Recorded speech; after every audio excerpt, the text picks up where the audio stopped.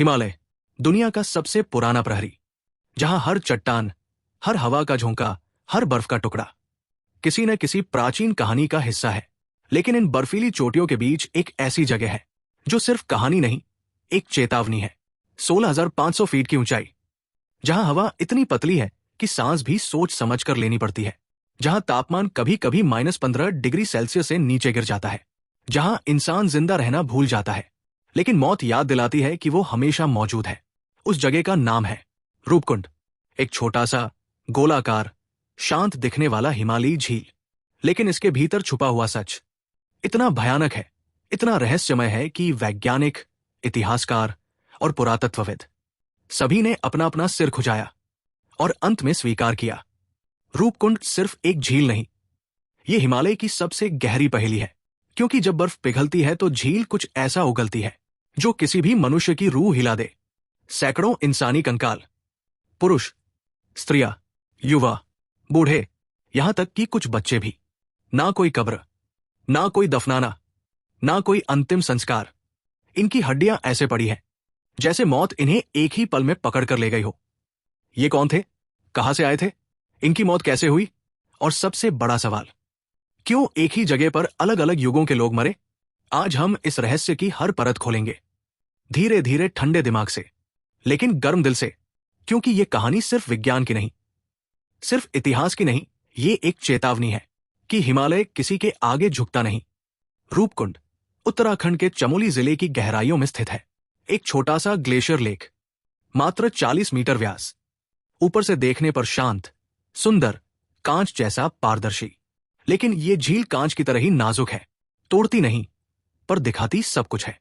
जब गर्मी के मौसम में बर्फ पिघलती है तो इसके किनारों पर, इसके तल पर सैकड़ों कंकाल दिखाई देने लगते हैं। मानव कंकाल, कुछ के खोपड़ी में गहरी चोटें, कुछ की पसलियों में दरारें, कुछ की टांगे ऐसे टूटी है जैसे गिरते समय शरीर मरोड़ गया हो। आप पहले सोचेंगे शायद कोई युद्ध हुआ होगा, लेकिन आसपास कहीं कोई हथियार नहीं, ना तलवार, ना भाला, ना ढाल, कोई दुश्मन नहीं, कोई सेना नहीं, कोई लड़ाई नहीं। तो इतने लोग मरे कैसे? रूपकुंड के आसपास कोई गांव भी नहीं, कोई व्यापार मार्ग भी नहीं, कोई ढूंढने आता भी नहीं, क्योंकि यहां तक पहुंचना ही मौत को दावत देना है। तो आखिर ये लोग यहां आए क्यों? इस सवाल ने पिछले 100 वर्षों से इतिहास की किताबों को परेशान किया है। लेकिन इस पहेली की शुरुआत 1942 से होती है, द्वितीय विश्व युद्ध के दौरान। साल 1942, ब्रिटिश राज के अधिकारी, सैनिक और रेंजर लगातार हिमालय क्षेत्रों की निगरानी कर रहे थे। जापान की सेना तेजी से पूर्वी एशिया में आगे बढ़ रही थी और अंग्रेजों को डर था कि कहीं वे हिमालय के रास्ते भारत में घुसपैठ न कर दें। इसी तनावपूर्ण माहौल में एक ब्रिटिश रेंजर हिमालयी ऊंचाइयों की गश्त कर रहा था। हवा तेज थी, बर्फ जमी थी और हर तरफ सिर्फ चुप्पी। तभी उसने कुछ देखा जो उसकी रगों में खून जमा दे। पहले उसने एक खोपड़ी देखी, फिर दूसरी, फिर तीसरी, और फिर उसके सामने फैला हुआ था सैकड़ों कंकालों का मैदान। छाती की पसलियां ठंडी हवा में चमक रही थी, खोपड़ियों पर गहरी चोटें थी। पहले उसे लगा ये किसी जापानी सैनिकों की टुकड़ी होगी जो यहां मर गई, हो सकता है भूख से, ठंड से या लड़ाई में। लेकिन जब वैज्ञानिकों ने इन कंकालों का अध्ययन किया तो सब कुछ बदल गया। उम्र 1000 साल पुरानी, ये खोज अंग्रेज अफसरों और भारतीय अधिकारियों के लिए इतना बड़ा झटका थी कि इस पर तुरंत गुप्त रिपोर्टें बनी। लेकिन असली शोध शुरू हुआ कई दशकों बाद। और जब शोध शुरू हुआ तो इस झील ने हर साल कोई नई पहेली उगलनी शुरू कर दी। हिमालय के स्थानीय लोग कहते हैं रूपकुंड कोई सामान्य झील नहीं, ये नंदा देवी का पवित्र क्षेत्र है।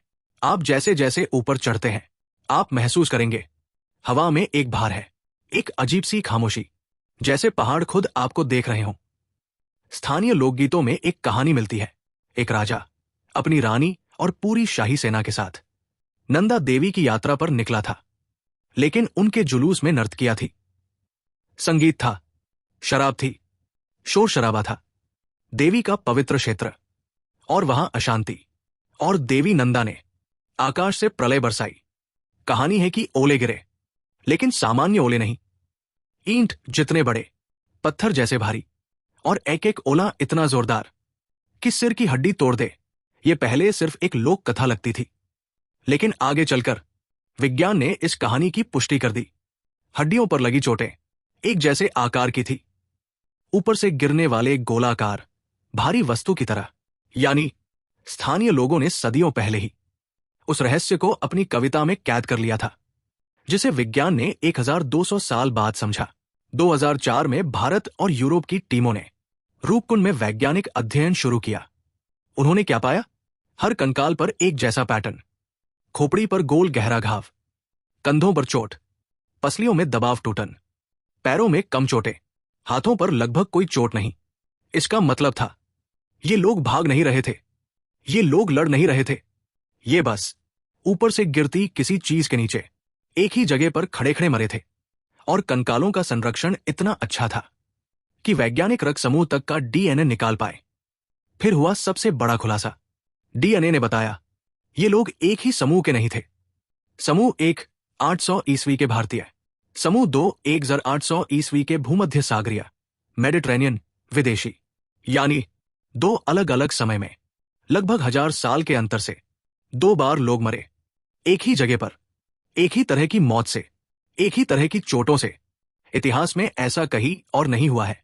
रूपकुंड अब एक रहस्य नहीं था, यह मानव इतिहास का सबसे बड़ा प्राकृतिक आपदा आधारित मृत्यु का दस्तावेज बन चुका था।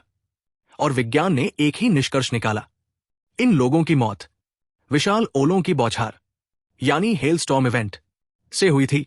ऐसे ओले जो 1 किलो वजन तक के हो सकते हैं, जो 160 किलोमीटर पर आवर की रफ्तार से गिरते हैं और जो गिरते ही हड्डियां चकनाचूर कर देते हैं।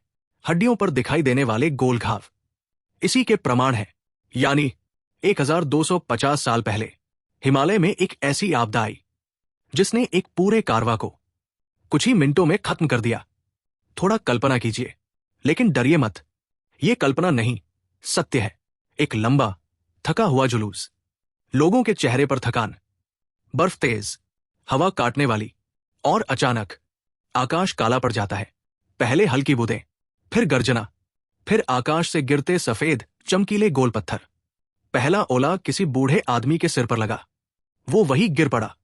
दूसरा एक महिला के कंधे पर, तीसरा एक बच्चे पर। लोग भागने लगे, लेकिन आसपास छुपने की जगह ही नहीं थी। न कोई गुफा, न कोई पेड़, न कोई चट्टान की ओट। हिमालय में खुले आकाश के नीचे वे फंस चुके थे। कुछ ही मिनटों में दर्जनों लोग गिर पड़े, फिर सैकड़ों। जो बच भी गए थोड़ी देर बाद ठंड से मर गए, और उनकी हड्डियां 1000 साल तक उसी जगह पड़ी रही।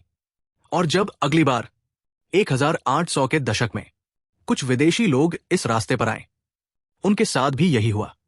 रूपकुंड किसी को माफ नहीं करता, लेकिन कहानी यहां खत्म नहीं होती।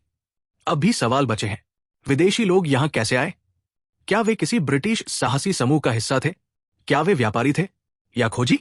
उनके दस्तावेज अब भी नहीं मिले। क्यों भारतीय समूह ने इतना ऊंचाई वाला रास्ता चुना? क्या वे किसी तीर्थयात्रा पर थे या किसी शाही आदेश के तहत? क्यों नंदा देवी के लोकगीत इतने सटीक थे? क्या किसी ने इस घटना को अपनी आंखों से देखा था और फिर उसे गीतों में ढाल दिया? और सबसे बड़ा सवाल, क्या वहां अब भी हड्डियां मौजूद हैं जिनके उत्तर हम अभी तक खोज नहीं पाए? रूपकुंड आज भी हर गर्मी में अपनी हड्डियां उगलता है, और हर साल कुछ नई हड्डियां, कुछ नए रहस्य सतह पर आते हैं। लेकिन हिमालय अपने सारे राज नहीं खोलता।